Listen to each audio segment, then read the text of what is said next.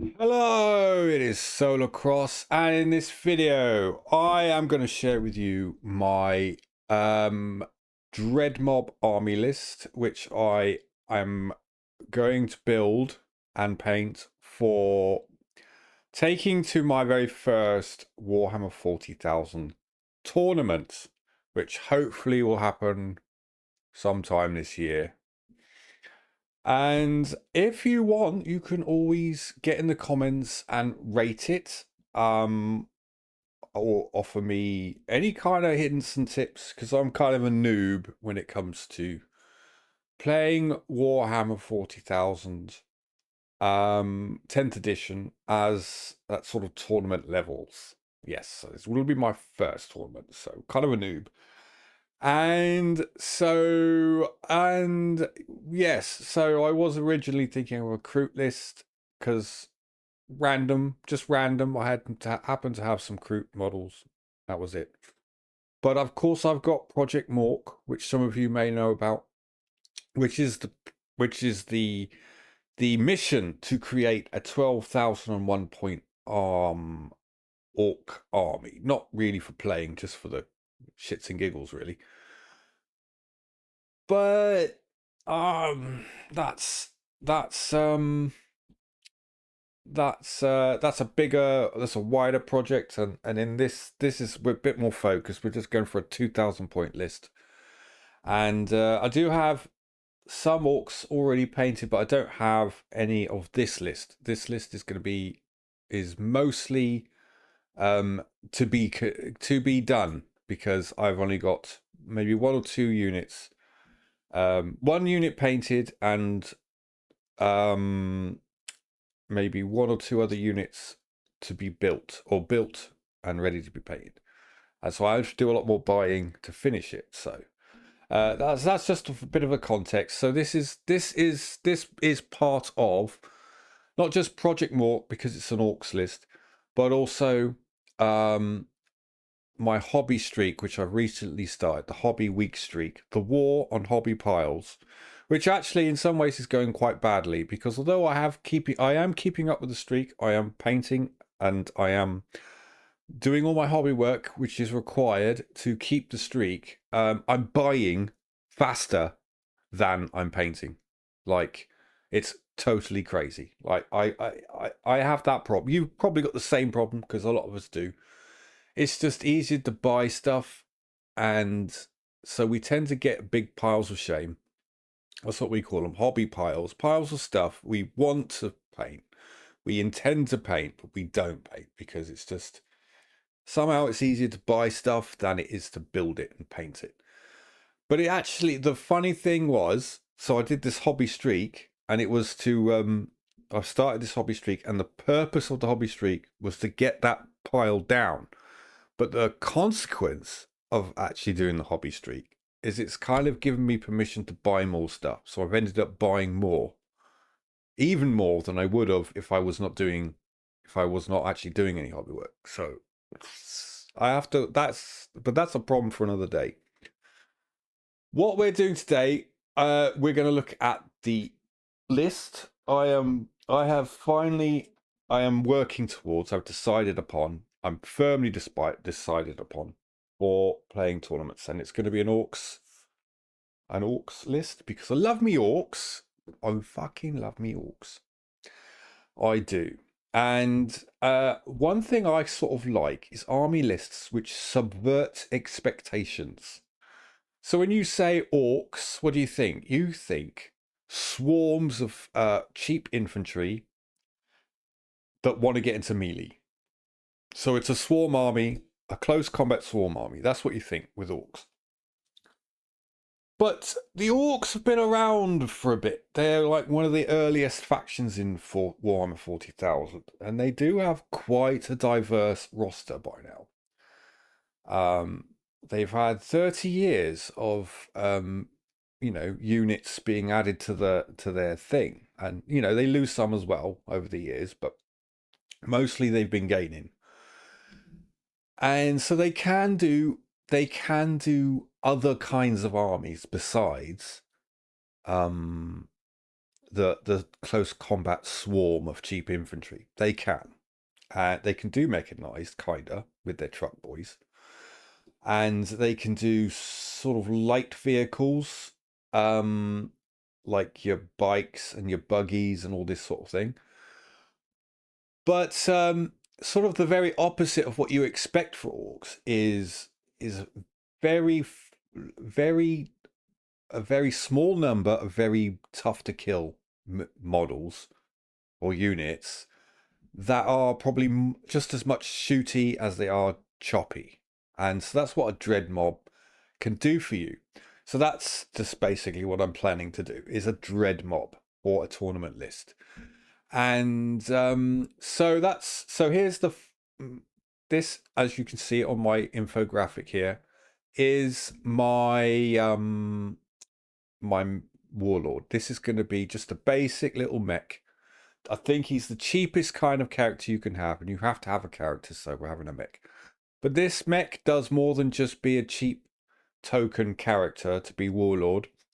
He also can repair the stomper. Now this is probably the core of the list, is a big old stomper. And I think a dread mob, this is probably the first big decision you make when you want to make, if you're going to go dread mob, is that do you stomper or do you not stomper? And to really maximize this idea I have of subverting expectations, I think you have to go stomper, because it's just such a ridiculously huge model. It's got so many wounds, so much toughness. It's very shooty, but also very choppy. And you know, it's just the complete opposite of a real cheap infantry swarm. It is the literal opposite. So the first choice, stomper or to not to stomper. And if you're gonna stomper, you probably want a mech, because a mech can, he can hide behind it, so you don't he rarely gets targeted, and he can repair the stomper as well, so make it last a bit longer on the battlefield, because it's not like they're immortal. They are big and they're tough, but there are things which will kill them, I expect. But then when you got going stomper, I think, can we keep stompering? Now I don't mean another stomper, because that would be, well, they're 800 points, so in a 2,000 point list, that's like, well, do the math, 1,600 points. That's ridiculous, isn't it? You could do that, but I'm not. I think one stomper has got the stompers covered, but we do have Gorkanauts. Gorkanauts aren't as big as stompers, but they are still pretty big and stompy, so we could have a Gorkanaut. And if you're going to have a Gorkanaut, don't you just really have to have a Morkanaut as well, right? Because it's that Gork and Mork thing. So now we've got, like, basically this is the core of my dread mob list, and it's going to be full big stompy big robots. Basically, that's it. So right here, that is well over half the points, in just these three models. And then of course you've got your mech, which is, that's just 45 points or something, so it's real cheap. But so he's kind of irrelevant. But this is the core of the list, these three things. And then you've got, what have we got, 700 points left? What can we spend on that? Well, of course, we still want stompy big robots, don't we? So I think, if I can, the next one down from a Gorkanaut and a Morkanaut is a Death Dread. And I think I can squeeze in two Death Dreads. Be nice to have more, but I also want to have killer cans, and we're running out of points at this point, so it's going to be two Death Dreads, and for the killer cans we're going to have I'm going to say 2 units, so there's 3 in each unit. You can double them up in units of 6 in this codex, but we're not going to do that. We're going to have just simple small units, 2 small units of killer cans, 3 in each unit. And then finally, for the last few points, we're going to have grots. Now, the dread mob detachment does allow us to have to treat grots as battle line, which means we could have 6 units, and even we could have double-sized units because they can be either 10 or 20. And so if you had 6 20 units, 20-man grot squads, that would be 120 grots, but that's too many points. So I'm just going to have 3 10 squad. 10, yeah. I mean, I thought about maybe burners, because orcs do have a little bit of a bonus to their morale if they're stood near the stomper, but I couldn't quite make the points work. And all this as it is, without any enhancements or anything, just these units, actually comes to 2,000 points on the nose. By the current points rating. That could change if they update the rules or they update the points values. But as it stands, this list is on the nose 2,000 points.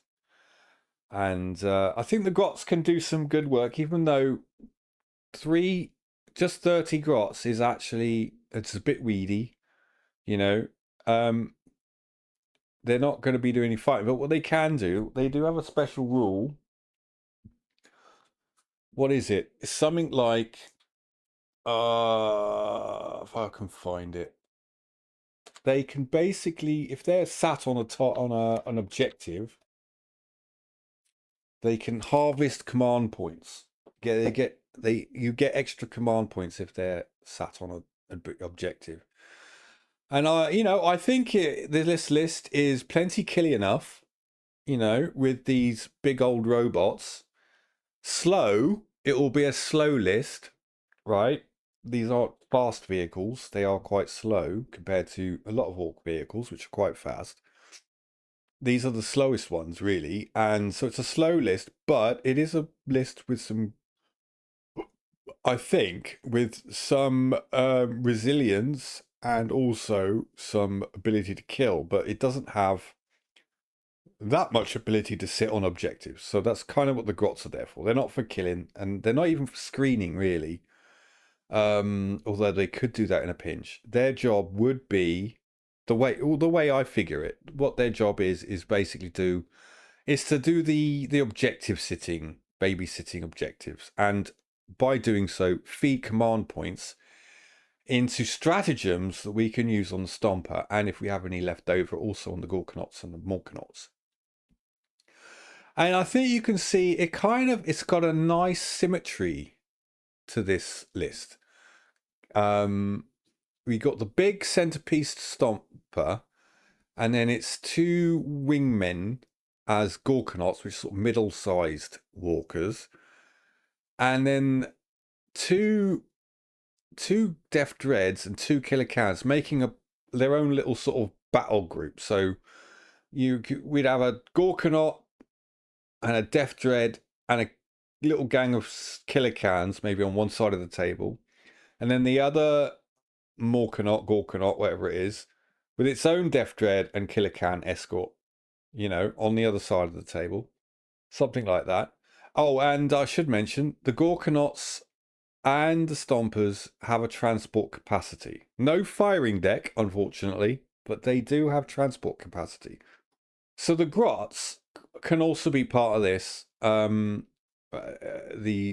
part of these sort of battle groups.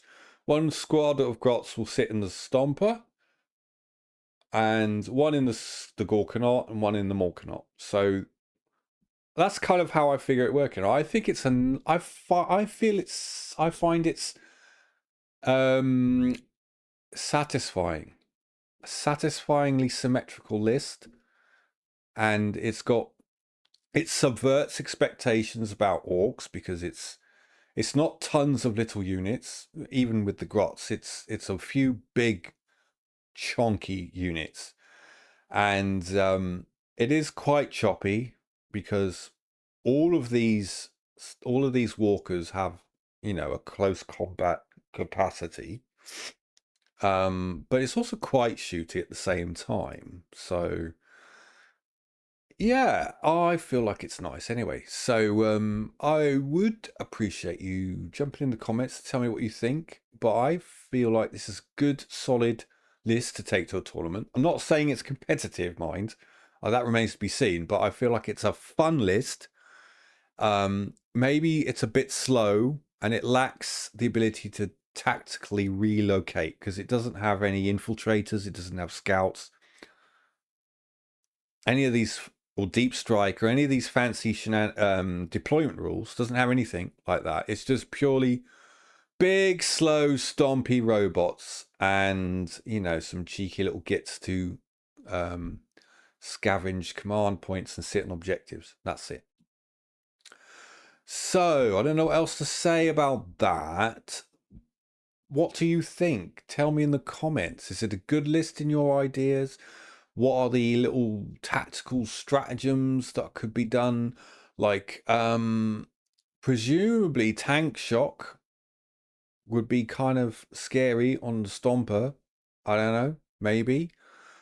And of course there's the Dread Mob, special Dread Mob stratagems. How would that work? Especially if I was able to get extra command points with me grots. How would all that work together? Would that be good? And yeah, I don't know. That's just what I thought I'd share that with you. This is kind of the direction I want to take. The Projekt Mork in the short term will be.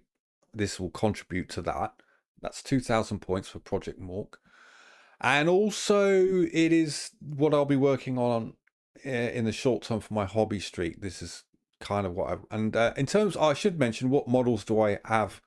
How much of this list do I have ready or on, So I don't have this model for the mech, but I have an old metal mech from Rogue Trader Days, which I just need to give him an arm for a kill saw or something, and he's ready.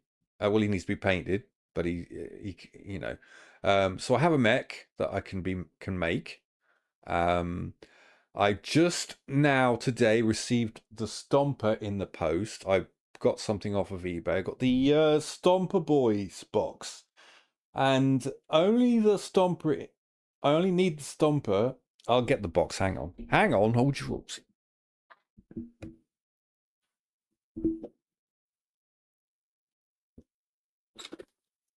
So I got this in the post today, and you can see there's quite a lot of stuff in it. It's quite a good value for money box actually, because you've got Stomper, you've got Looter Boys, you've got Truck, you've got a unit of the new boys, which are a bit monopose, and did I mention Looters and also Burner Boys? Oh, and the new Big Mech model. Don't know if you can see that. Um, so it's all pretty good stuff in there, but only the Stomper. I only need the Stomper for this list, so it might be a little bit excessive. But on the other hand, buying the Stomper on his own wasn't all that much different from the price tag of this. So I might as well get this, and then I've got all this other stuff for future projects. But the net problem is it makes my pile of shame tons bigger, of course. So if I was really, really into reducing my pile of shame, I should have made a different list because I've got plenty of orc stuff that I haven't painted, and orc stuff I have painted. So I could have made a list out of the stuff I have rather than a list of the stuff. This list of stuff that mostly I don't have. So I haven't got the Gorkanots or the Morkanots yet either, and I haven't got any Death Dreads yet. So these are things I'll have to purchase in the future. If you've been following my hobby streak, you'll know I have got one unit of killer cans painted and ready to go, and I haven't got the other killer cans either purchased or assembled or anything. So that's still to buy. And you may remember from a previous video that I've got about 20 grots and a runt herd done. Not done, but built and ready to go. Ready to be painted. So I just need to get another 10 more and 11 more. 11 more grots and 2 more runt herds. So not too bad. And and the other good thing about this list is I think it will be quite fast to paint. Because the funny thing I noticed about painting the killer cans was it was really quick and easy. And even though they're quite big models, the killer cans, there's only three of them, and somehow, and also I suppose because there isn't skin to paint, and so it's basically just block color, you know, scruff it down as if the metal's got scratched, and then bash some rust on it, rust effects and whatever, and then it looks really pretty good, and it's super quick to do. So probably that sort of thing carries over pretty well to a Death Dread, and even these big monsters, these big old chonkers, the Gorkanauts and the Morkanauts. Although the Stomper, but I think is really a really big model, so that's probably maybe that's not so quick. But I do think, like compared to something about painting infantry, just seems to take a very long time for me compared to what I found with the killer cans. And so if we add it up, how many units is there? There is we if we count the characters one unit.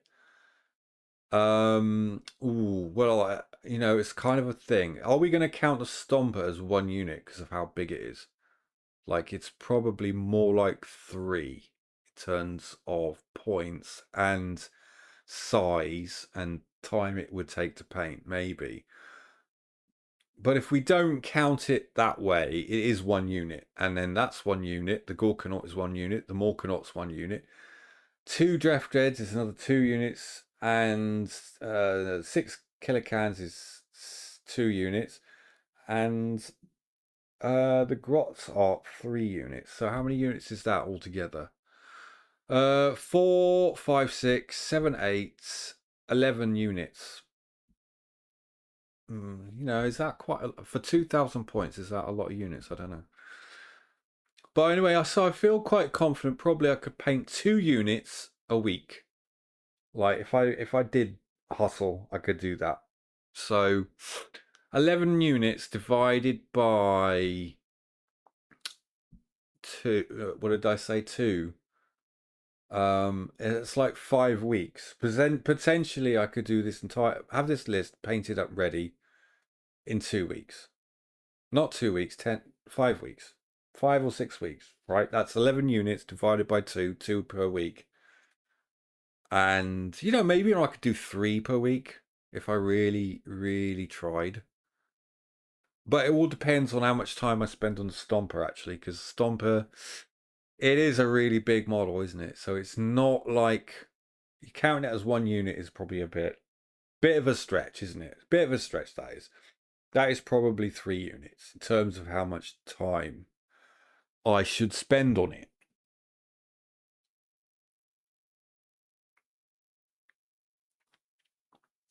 Yeah.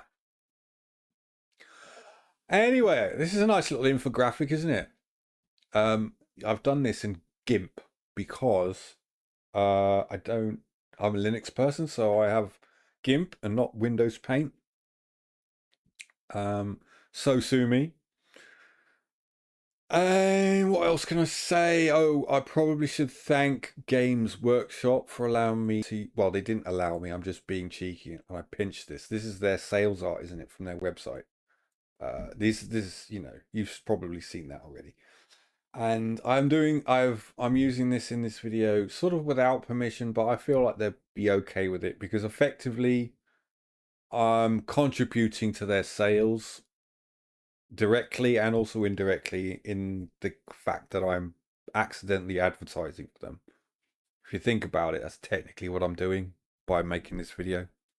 That's not really my intention, but I am effectively, isn't it? I mean, yeah. So, that's probably all for this video. As I say, do have a word in the comments what you think about this list. Is it a good list? How would you use your army to defeat it? What sort of things could I expect in a tournament? Because I am a noob as far as tournaments go. and even just playing the regular game, I very rarely get a chance to do that. So yeah, have a chat. Come and visit in the comments of this video. I love to talk to all of you because I do love the Warhammers. I'm a bit obsessed, and so anyone who likes the Warhammers as well is good in my book. Okay, yeah. So that's enough from me. Bye for now.